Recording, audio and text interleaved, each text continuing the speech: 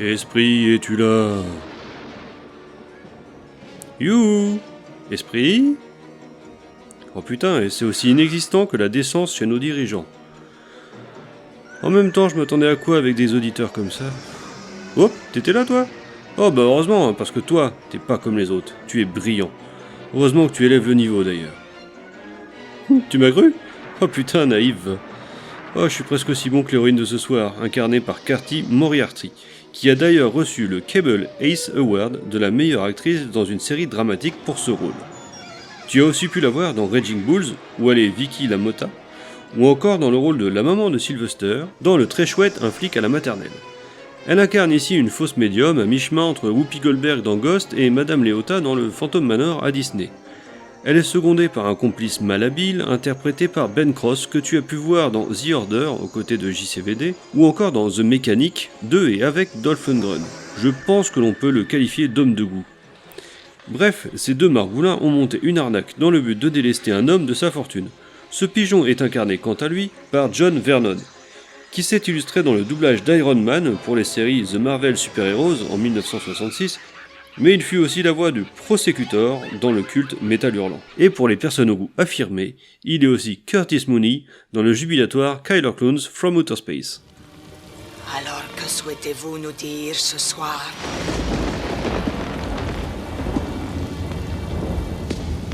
Que souhaitez-vous nous dire à présent, esprit?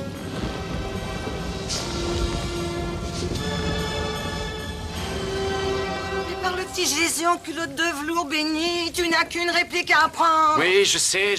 Donnez l'argent à mes amis, Dorothée. Mais je connais mon texte, c'est pas ça le problème. Le problème, c'est le type qu'on a buté. Je t'ai raconté ce cauchemar que je fais où je finis vieille et fauchée. Je le fais très souvent. J'ai même un nom pour l'endroit, le paradis des c'est caves. très drôle. Le paradis des caves, j'imagine une maison de retraités où les ratés vont finir leur vie, l'œil vide et désespéré, béni.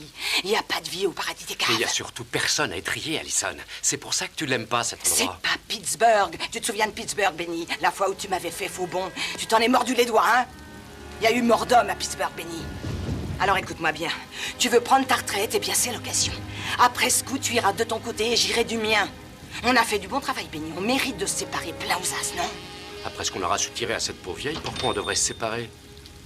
Madame Léona. Passons maintenant à l'équipe technique. On retrouve le fringant Rock Botta à la lumière. Je vais pas refaire son CV à chaque fois, mais bon, ce soir, il a fait du bon boulot. La BO est signée Jimmy Webb, encore un habitué des contes, et il est plutôt en forme sur cet épisode. Le scénariste à l'origine de l'histoire de ce soir ne t'est pas du tout inconnu. En effet, il s'agit de Harry Anderson, celui qui a incarné le dessinateur de comics dans le très agréable épisode Ma femme est monstrueuse de la saison 2. Mais il a également incarné Richie Tozier dans l'adaptation télévisuelle des années 1990 de It de Stephen King. Et pour finir, le réalisateur de ce soir, Gary Fleder, réalisateur discret mais plutôt doué, coupable du film Le Collectionneur, un solide polar avec Morgan Freeman, ou encore de Homefront avec Jason Statham d'après un scénario de Stallone. Et ben voilà, le quintet des bourrins dans l'ordre. Monsieur Chalmers, votre oncle n'est pas mort fauché par un train. Il a été jugé et reconnu coupable d'avoir organisé le cambriolage de la banque Wilmington en l'an de grâce 1901, Le cambriolage de la banque Wilmington? où 200 000 $ furent volés. 200 000 $, le salaire de toute une usine. Peters fut condamné à 20 ans de prison. Pauvre papa. Personne n'est parfait.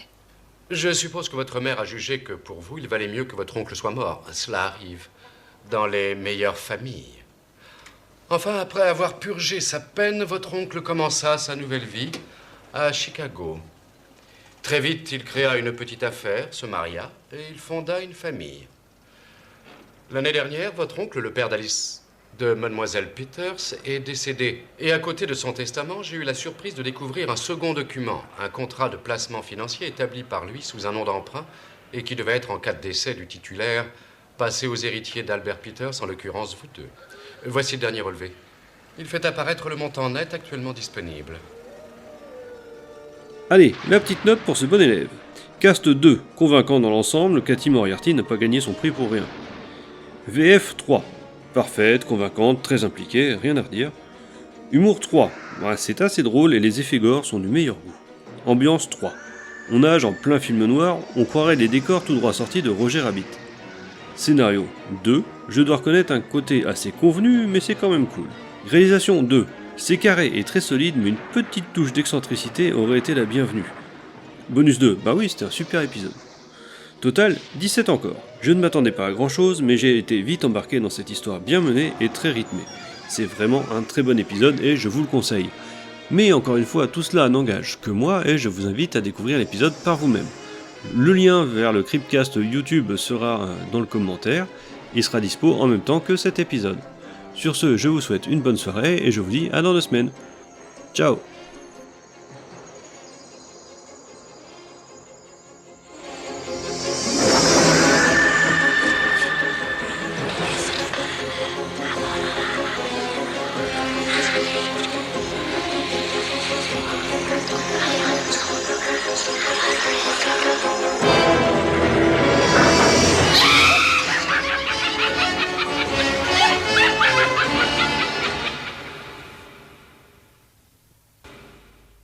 C'était par une de ces chaudes nuits moites comme il y en a à Los Angeles. Je méditais sur le moyen de justifier la devise qui figurait à l'enseigne de mon officine. Gardien de la crypte, enquêtes et filatures, avec nous aucune pierre tombale ne reste en place. Lorsqu'elle entra, elle s'appelait Samantha. Elle avait un corps à vous faire commettre des délits, une cage thoracique ample et creuse, comme je les aime, et la voix sensuelle de celle qui n'en est pas sa première cigarette. Alors, ma cocotte, comme ça votre méchant mari vous fait des infidélités avec une zombinette, c'est pas gentil, ça. Je me ferai un plaisir d'écouter le récit de vos malheurs. Mais avant, j'ai un petit conte macabre à raconter à propos d'un couple d'arnaqueurs qui ont fini par liquider le pigeon qu'ils voulaient plumer. C'est l'histoire d'une séance de table tournante qui tourne mal. Silence! Ça tourne. Voyez en moi la flamme éternelle. Voyez le feu où toute chose commence et où toute chose finit. Mais ne voyez pas en moi la mort, contrairement à ce que le non-initié pense. Je suis le passeur, le point de transition. Je suis le souffle même, le souffle qui transforme. Je suis la vie.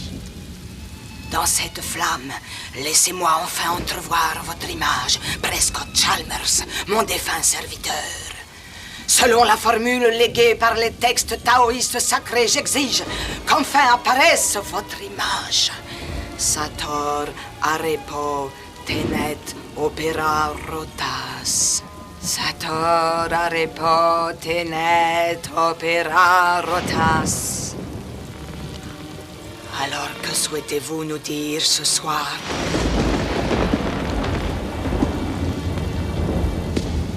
Que souhaitez-vous nous dire à présent, esprit?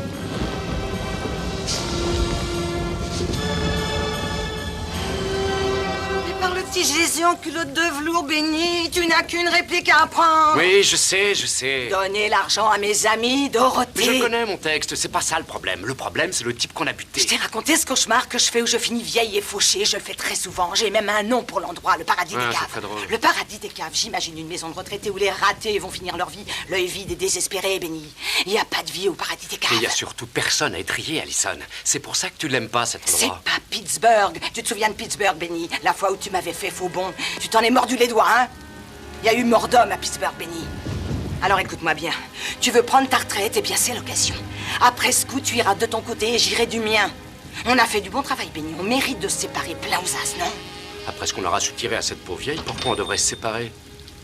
Madame Leona, êtes-vous là? Tu as du sang de Micale dans les veines. Tu es en train de déchirer ma toile. Plante-toi là-dedans. Tu vas arrêter de me pousser?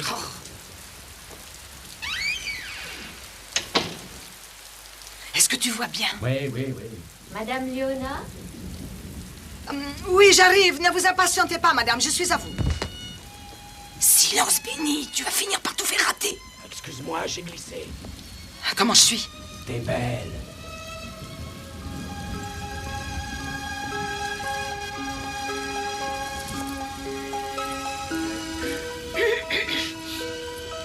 Entrez, madame Chalmers. Entrez. Madame Leona, je vous présente mon nouveau chauffeur, Gibson. Ravi de vous rencontrer, Gibson. Vous avez la voix enrouée, Madame Leona. Est-ce que vous Oh allez non, bien? c'est un simple petit rhume qui est descendu dans la gorge. Rien de grave, très cher. Asseyez-vous, nous allons commencer. Vous pouvez poser votre mallette sur cette table. Mon Dieu, la pauvre femme. Mais comment est-ce que j'ai pu me laisser entraîner dans une histoire pareille? Une semaine plus tôt. Comment je suis Oh, rassure-moi, Benny. Dis-moi que tu ne vas pas tout faire rater encore une fois, hein. Tu sais ce qui me ferait plaisir? Quoi? Je vais te dire ce qui me ferait plaisir. Une bonne douche après tout ça. Entrez, je vous en prie. Monsieur Chalmers, ravi de vous connaître. Merci d'être venu. Monsieur Polowski, veuillez m'excuser pour mon retard, mais votre ascenseur est en panne. Peut-être aurais-je dû vous prévenir, excusez-moi. Monsieur Chalmers, je vous présente Alison Peters. C'est la personne dont je vous ai parlé. Monsieur Polowski m'avait effectivement dit qu'il y aurait une jeune fille. Il ne m'a pas précisé qu'elle était belle comme le jour. C'est parce que je suis un avocat honnête. Je crois que Monsieur Polowski s'est montré cachottier envers vous comme envers moi. Il aurait dû me dire que j'avais un séduisant cousin. Asseyez-vous, je vous en prie. Oui, à ce sujet, je suis encore un peu troublé parce que vous m'avez dit l'autre jour à propos de mon lien de parenté avec mademoiselle Peters. C'est pourtant simple. Je vous l'ai expliqué au téléphone. Je suis mandaté afin d'exécuter le testament de votre regretté oncle Albert Peters. Et je vous ai dit qu'à ma connaissance, la seule personne ayant porté ce nom était le propre frère de ma mère, qui est décédé lorsqu'elle était enfant. Il semble qu'il fut fauché par un train. Comme j'aime les trains. Non, merci. Monsieur Chalmers, votre oncle n'est pas mort fauché par un train. Il a été jugé et reconnu coupable d'avoir organisé le cambriolage de la banque Wilmington en l'an de grâce 1901, Le cambriolage de la banque Wilmington? où 200 000 $ furent volés. 200 000 $, le salaire de toute une usine. Peters fut condamné à 20 ans de prison. Pauvre papa. Personne n'est parfait. Je suppose que votre mère a jugé que pour vous, il valait mieux que votre oncle soit mort. Cela arrive dans les meilleures familles. Enfin, après avoir purgé sa peine, votre oncle commença sa nouvelle vie à Chicago. Très vite, il créa une petite affaire, se maria et il fonda une famille. L'année dernière, votre oncle, le père d'Alice, de mademoiselle Peters, est décédé. Et à côté de son testament, j'ai eu la surprise de découvrir un second document, un contrat de placement financier établi par lui sous un nom d'emprunt et qui devait être, en cas de décès du titulaire, passé aux héritiers d'Albert Peters, en l'occurrence vous deux. Voici le dernier relevé. Il fait apparaître le montant net actuellement disponible. Un petit peu moins de 3 millions de $.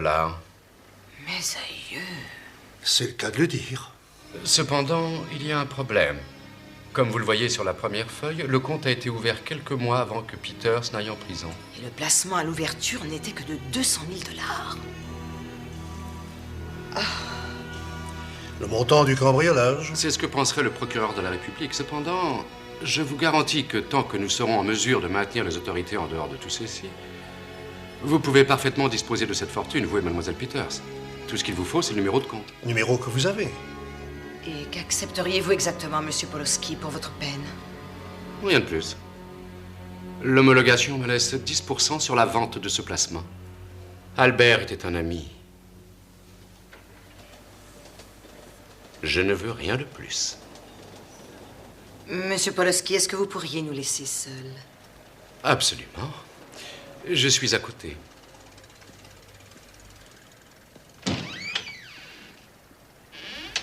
Son histoire m'a paru très passionnante, mais je n'en crois pas un traître mot. Moi non plus, bien sûr, cousin. Quoique ça expliquerait certaines choses sur papa. Ah bon? Et lesquelles? Eh bien, papa a toujours prétendu être un héros de la Première Guerre mondiale. Mais le seul gaz moutarde qu'il ait jamais respiré venait du stand de hot-dog de la fête foraine. Moi-même, j'ai été un héros de la Première Guerre mondiale. Votre canne est là pour le prouver. Vous devez avoir de superbes cicatrices. Pourquoi est-ce qu'on ne se rencontrerait pas plus tard? Pour discuter. Malheureusement, je ne suis ici que pour 1 ou 2 jours. Je suis descendue au Parc Plaza. Et j'ignore où nous pourrions nous voir. Mais mademoiselle Peters, pourquoi pas à votre hôtel? Pour y parler, nous y serions plus tranquilles qu'ailleurs. Je le pense aussi.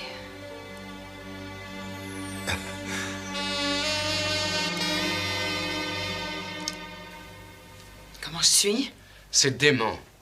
Enfin, pourquoi je dois prendre ces photos? Il est tombé dans le panneau, non? Oui, mais il peut encore découvrir la combine. Et dans ce cas, on sort les photos et on lui donne 6 jours à partir de mardi. Tu sais ce que je pense? Qu'est-ce que tu penses, Benny? Que t'as envie de passer du bon temps et c'est seulement pour ça que je fais ça. Ah oui, ben je vais te dire. T'as qu'à garder les photos en souvenir de moi quand je me la coulerai douce à Tanger et toi dans ton bled perdu à Pétaouchnok. Milwaukee.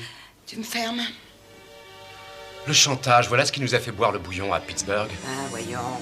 Tu m'as fait faux bon, voilà ce qui a tout fait rater. Va plutôt te cacher dans le placard. Il y a un autre imbécile qui va se pointer d'une minute à l'autre. Et tâche de te comporter en homme pour une fois.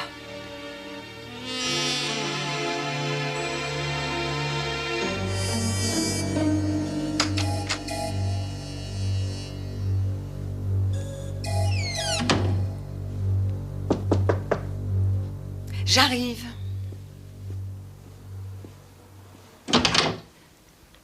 Prescott, bonsoir. Une rose pour une rose. Merci. Et moi, qu'est-ce que je peux vous offrir? Tout ce qu'il vous plaira de savourer avec moi.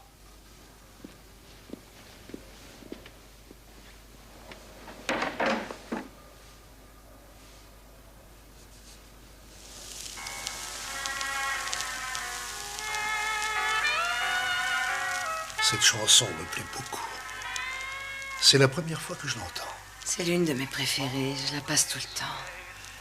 Vous avez trouvé ce que vous recherchiez aujourd'hui? Oui, il semble que M. Polowski ne nous ait pas menti. Ah, vraiment? C'est assez fabuleux comme portefeuille. La société de placement garantit un rachat sans la moindre perte. On a même une chance de tripler la mise à terme. C'est vraiment dommage de devoir vendre tout de suite. Pourquoi le ferions-nous dans ce cas? Achetons à M. Polski ce qui lui revient normalement. 300 000 $. Gardons l'argent placé. Nous le retirerons quand il en sera temps. Oui, mais cela veut dire que chacun de nous doit lui donner 150 000 $. C'est pour moi une somme beaucoup trop importante. Que seriez-vous prête à donner exactement?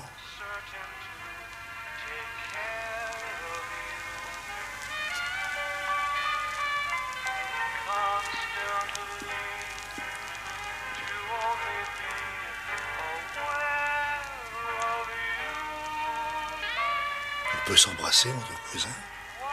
J'enrage quand je songe au nombre de fêtes de famille que nous avons ratées. Je peux, Alison. Oh, doucement. Je veux découvrir chaque centimètre carré de votre peau.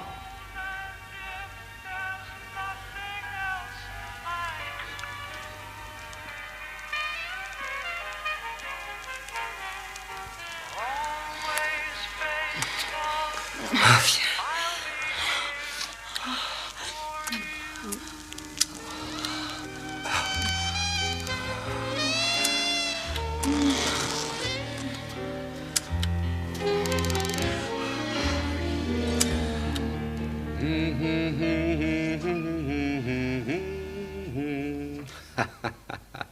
Ah, pauvre idiot.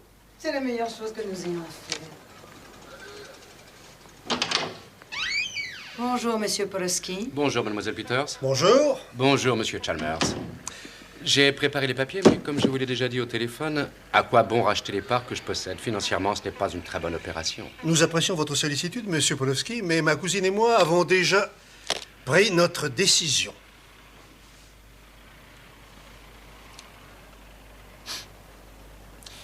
Eh bien, je n'ai plus qu'à aller chercher les documents.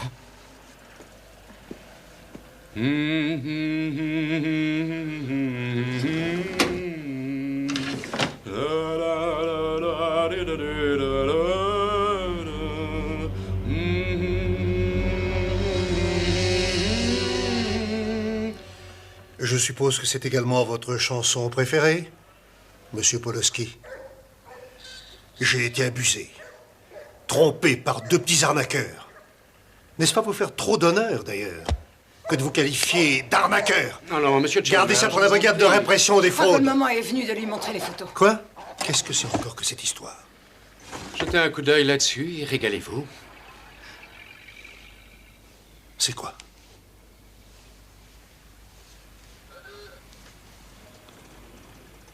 Vous avez fait ça. J'ose espérer que vous avez une femme très compréhensive. C'est abject. Tout simplement abject. Ces photos ne troubleront pas ma femme. Bon sang, tu as encore tout fait rater! Crétin! Allison.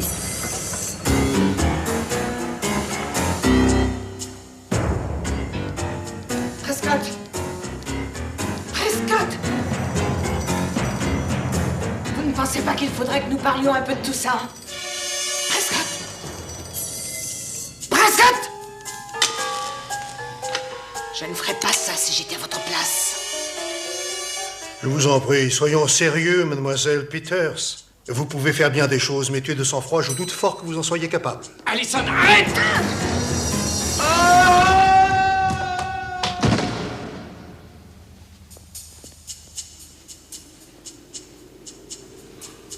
Oh non, le pauvre homme! Aidez-moi, je vous en prie!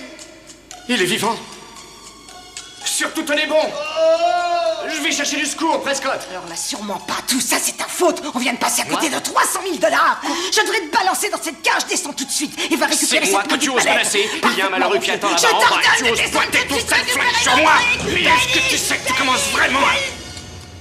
Je vous en supplie, ne me laissez pas crever ici. Oh mon Dieu!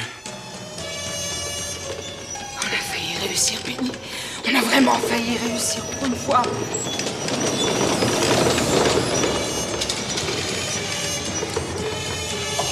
Non!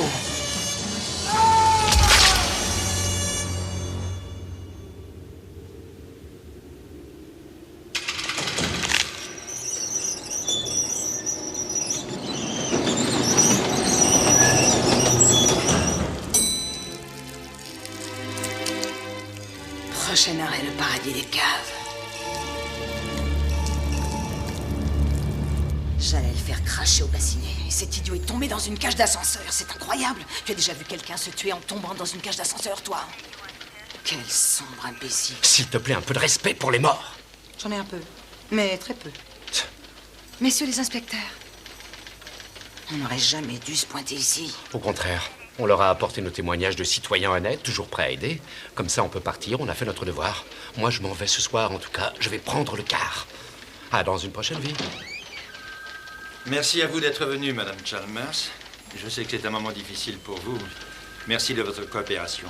Vous pouvez repartir, vous aussi. Vos dépositions nous ont été précieuses. L'inspecteur Kessel vous raccompagnera chez vous, madame. Merci beaucoup. Retiens l'autobus, Benny. Madame Chalmers, Oui. je m'appelle Alison Peters et voici Benny Polowski. Oui, vous étiez avec mon regretté, Prescott. Nous voudrions vous remettre ceci.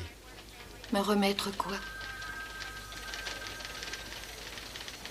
Veuillez m'excuser, je ne vois pas, je suis aveugle. Oh. C'est sa canne. Merci, mon ami. Prescott m'a parlé de vous et m'a aussi parlé d'un parent à lui, un oncle. n'est-ce C'est pas? exact. Je veux que vous sachiez tous les deux que j'ai l'intention de remplir toutes les obligations que mon défunt mari avait ici-bas. Voyons, Madame Chalmers, ce n'est pas Enfin, nécessaire. je vous en prie, Monsieur Polowski, laissez Madame terminer. Oui, et comme je vous le disais, je dois d'abord en parler à Prescott et obtenir son approbation. Comment ça? Je veux m'assurer que cette transaction a toujours l'aval de mon pauvre mari.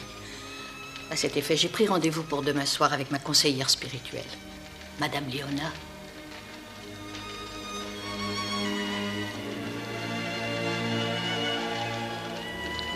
Madame Léona, redites-moi quelque chose encore pour Vous voir. êtes le démon en personne. Vous arborez votre méchanceté comme un Vous écusson. arborez votre méchanceté comme un écusson. Pas de problème, je vais pouvoir l'imiter. Ah ouais? Je suis curieux de voir comment tu arrives à imiter une femme honnête. Je vous plains l'un comme l'autre. Madame Chalmers est une femme sincère et bonne qui s'est embarquée dans une honorable quête. Vraiment, ce que vous allez lui faire est dégoûtant. Écoute ça, c'est l'hôpital qui se moque de la charité. Madame qui se prétend ni plus ni moins conseillère spirituelle. Voilà qui sent l'escroquerie où je ne m'y connais pas.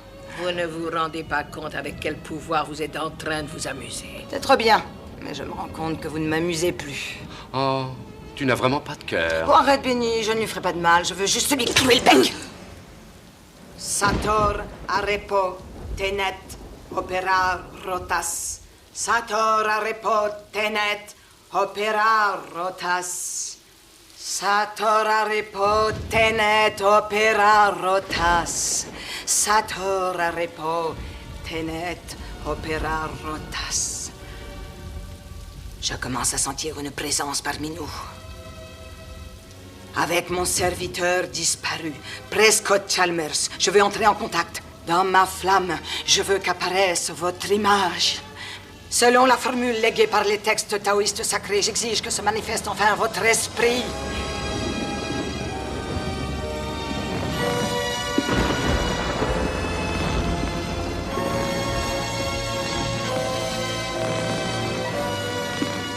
Qu'est-ce que c'est, Gibson?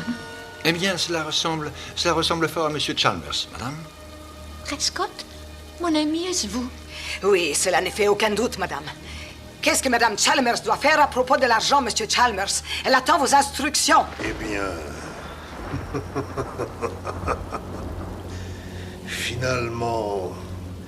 Finalement, je crois que c'est aussi ma chanson préférée. Prescott? Est-ce bien vous? Nous attendons monsieur Chalmers. Oui, Prescott? Que dois-je faire au sujet de M. Polisky et de Mademoiselle Peters? Dois-je leur remettre la petite mallette? Oui. Et je veux la leur remettre moi-même.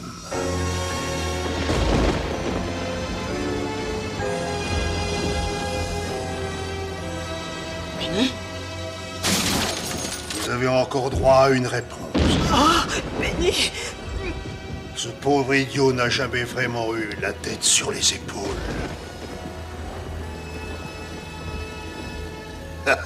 Gibson? Que se passe-t-il? Monsieur Chalmers semble un peu piqué au vif, madame. Cet écervelé de Benny avait finalement raison. Un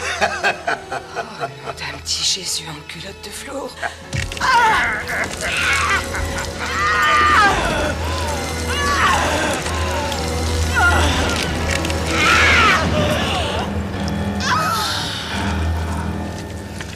Vous n'avez pas de cœur, Alison.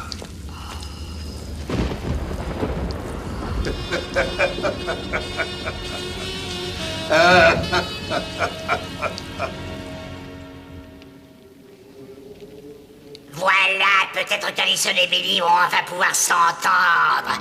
Après tout, deux morts valent mieux qu'un. Quant à la pauvre Sam, ses soupçons étaient bien fondés. Son mari lui faisait des infidélités avec une zombie rencontrée dans un voyage d'affaires du côté des Caraïbes. Finalement, Sam devait se venger en utilisant la magie noire. À toi de jouer, Sam. Plante-la, ta petite